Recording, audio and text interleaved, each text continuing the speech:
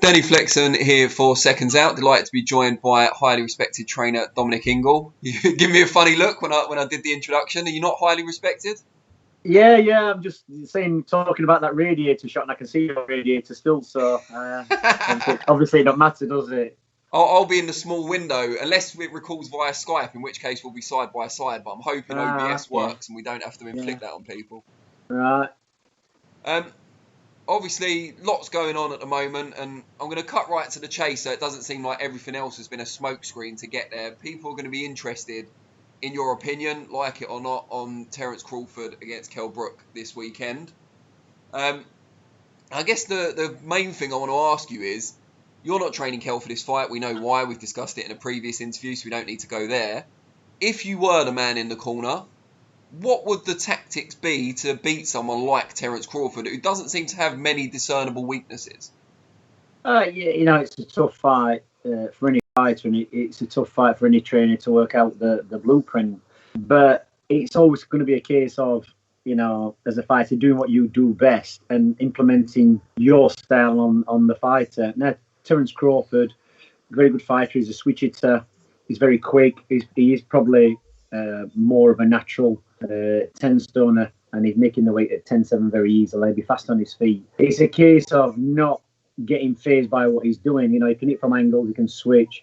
And Kell's, got pinpoint accuracy at times, and that's where you'd have to... You can't really work with Terence Crawford, because that's when you're going to get caught. Kell's not that type of fighter anyway. He's just an accurate come forward counterpuncher.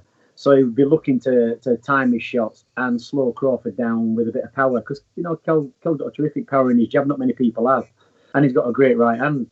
So it'd be an hard job, but Kell would just have to be super fit, and he'd more or less have to fight Terence Crawford a bit like he did Sean Porter. That's how he'd have to fight him, and I'm sure that the Kell Brook who beat Sean Porter would beat Terence Crawford. Crawford's coming up from I think it's super feather, lightweight, whatever. He beat Ricky Burns. First one title was lightweight, yeah. Yeah, and when people talk about exceptional fighters, he's an exceptional fighter. He's on the pound for pound list. But he did the distance. Ricky Burns took him the distance. And when I look at fighters like that, if they're going to be exceptional, I'm going to say that they have to be stopping good fighters like Ricky Burns. They didn't do that.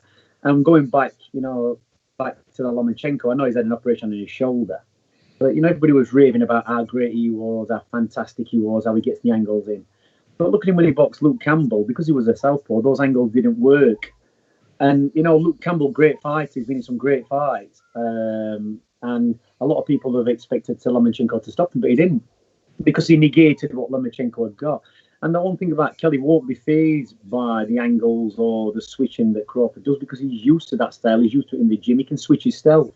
So basically, Kell's got to implement his game on Crawford, and that'll be coming forward, hitting him with counters, hitting him with jabs, closing him down, not letting Crawford coming in and out and attack him and kind of ambush him with, peppering him with shots and moving away, and slowly breaking Kell down that way. Then in the later rounds, putting it on Kell and trying to stop him.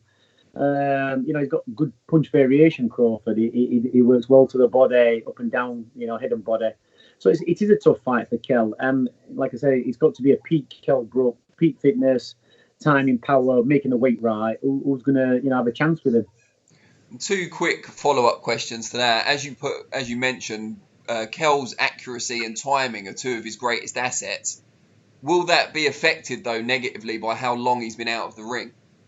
Yeah, and also the age factor. I mean, Kell's 34, and your timing, you retain your power, but your timing tends to go, and reaction tends to go, and your reflex. And obviously making 10-7, 147 pounds, the first time in 3 years is going to have an effect as well. And I've said this many times before, past the age of 30, Kell's never had a problem making 147, never, because he trains hard, he can diet, he can commit to the training camp. But when you hydrate and put all the electrolytes back in and the carbohydrates back in, you don't always get full recovery past the age of 30. That's the guess. And I know this from experience for fighters, from people such as Johnny Nelson at cruiserweight, who was a big guy, and also a lightweight fighter, Junior Witter. It affects everybody past the age of 30. luckily for Kell, Crawford is past the age of 30 as well. I'm not saying he can have a problem making the weight, but he's no spring chicken himself. And I'd be more concerned if Crawford was 26, 27. The younger kids, round about the 25, 26 mark, have just got that different engine on them, different, what can I say? They've just got more ambition and they'll take risks. And at least they're both on the wrong side of 30 in this fight. And, Crawford can be hurt. He can be put down. And that's probably what Kell's relying on. But Kell's got to be accurate in the first couple of rounds and not waste any shots. And he's got to let Crawford know he's got power. And he's got to stop Crawford from coming in. And perhaps a more difficult question. You said that the Kell Brook who beat Sean Porter would beat Terence Crawford. Does that Kell Brook still exist? And if not, how far away is he from it? Well, don't forget that's a long time ago. That's 6 years ago. So, Kell still knows how to fight. He knows how to avoid the shots. It's just whether he can maintain it for the full 12 rounds. It was a physical fight with Sean Porter. At the time, everybody were calling him the next Mike Tyson. They didn't give Kell a chance, and Kell managed to negate what he got and win the fight. So, Kell knows what he's doing. It's just whether his body and his mind can, keep up to speed. He's got a very good boxing brain, Kell. But it's always going to be down in these fights, these top-level fights. It's going to be down to fitness, stamina, and concentration. And he has got that. He's trained well through the lockdown, weeks out from this fight.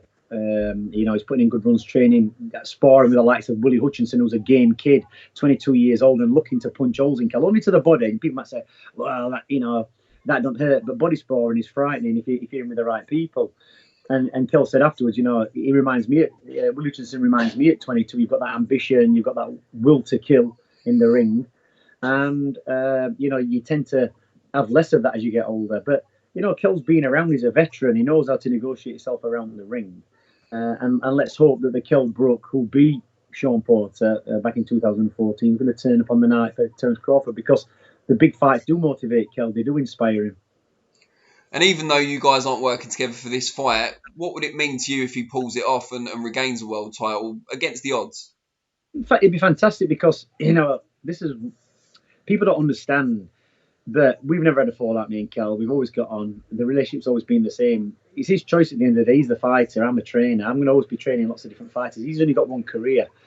And everybody's been part of his journey. Even, we started out with him. Dave Colwell was part of his journey for a little bit of time. Then he came back to us and he's been to various other people. You're all part of that journey. And his success ultimately is yours. You can't just disregard it because you're not training with him anymore. You wish him the best because you put time and effort into him. And you want him to succeed because you can always say, look, there's Kell Brook, one of our champions. He became champion in 2014. He did it again against Terence Crawford. It's good. It's another one on your resume, no matter what people think. You never wish people bad because boxing is a short career. And, it's a dangerous game. You would never want anybody to get hurt when you train. So hopefully he pulls it off. And, it'd be great if he does. And do you know much about the guy who is going to be the main man in the corner, Carlos Fermento? I know next to nothing about him. I think the only thing I know about him is that he trained Safrino Rodriguez, a guy who boxed Sam Eggington for the European title. I think that was his trainer. So I don't know much about him. I think he's competent enough. Hopefully speaks English. Somebody's told me that he's not very good at speaking English, but who knows? I don't know much about him, but I think just by Kell doing his own thing and leaving the Ingle gym to have this fight, he's more or less got it in his mind what he's going to do anyway. It's only little adjustments. Most of the adjustments with Kell were always made in training. Everything how I prepared Kell, I prepared him for the fighter that was fighting, the pad work, the sparring, everything was geared around that particular fighter and key shots that fighter would throw. And that's how you train for it. It's no good, you can say when you're in the ring, you've got the plan, and it's a case of making him stick to that plan when he's starting to tail off. We had a great plan against Sean Porter, and Kell stuck to it 100%. So it's whatever plan they've got to beat Crawford. It's a case of just making sure in the ring that Kell's being kept to that plan. And if it's not working, then you've got to have adjustments. So, I don't know about the trainer, but I think Kell's got a good idea what he wants to do in this fight.